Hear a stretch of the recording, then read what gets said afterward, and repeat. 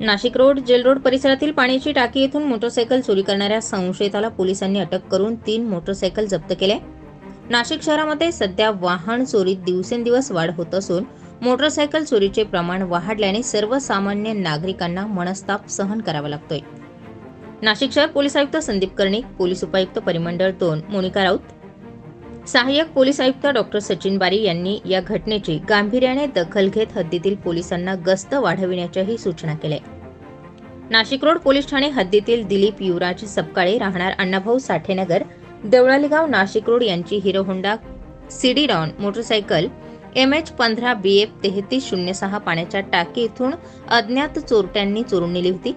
या प्रकरणी Nashik road police ठाण्यात दिनांक 16 जानेवारी 2024 रोजी गुन्हा दाखल करण्यात आला होता. या गुन्ह्याचा तपास पोलीस हवालदार गोसावी करत असताना गुन्ह्याबाबत वरिष्ठ पोलीस निरीक्षक रामदास शेळके यांनी गुन्हेशोध पथकाचे सहाय्यक पोलीस निरीक्षक गणेश शेळके, तपासी अंमलदार गोसावी यांना गुन्ह्याचा तात्काळ तपास करण्यासंदर्भात सूचना केल्या. त्यानुसार परिसरातील सीसीटीव्ही कॅमेऱ्याच्या आधारे गोपनीय बातमीच्या आधारे रोशन संजय गोधडे वय वर्ष 23 राहणार Ashwini colony Samangaon road Nashik road यानेच हे वाहन चोरी केल्याची खात्री मिळाली. 18 जानेवारी रोजी नाशिक रोड बस स्टँड येथे तो फिरत असताना सहाय्यक पोलीस निरीक्षक गणेश शेळके गुन्हेशोध पथकाच्या कर्मचाऱ्यांनी सापळा रचून त्याला ताब्यात घेतले.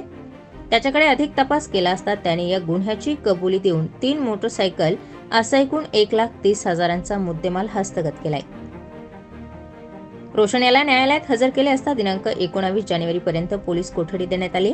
सदरची कामगिरी नाशिक रोड पोलीस ठाण्याचे वरिष्ठ पोलीस निरीक्षक रामदास शेळके यांच्या मार्गदर्शनाखाली गुन्हेशोध पथकाचे सहाय्यक पोलीस निरीक्षक गणेश शेळके, पोलीस हवालदार विजय टेमगर, विष्णू गोसावी, सागर आडणे, गोकुळ कासा, रोहित शिंदे, अरुण गाडेकर, मनोहर कोळी, नाना पानसरे, यशराज पोतन, संतोष पिंगळे, पोलीस शिपाई रानडे यांनी केले. स्टार 24 फास्ट न्यूज साठी सिद्धार्थ लोखंडे, नाशिक.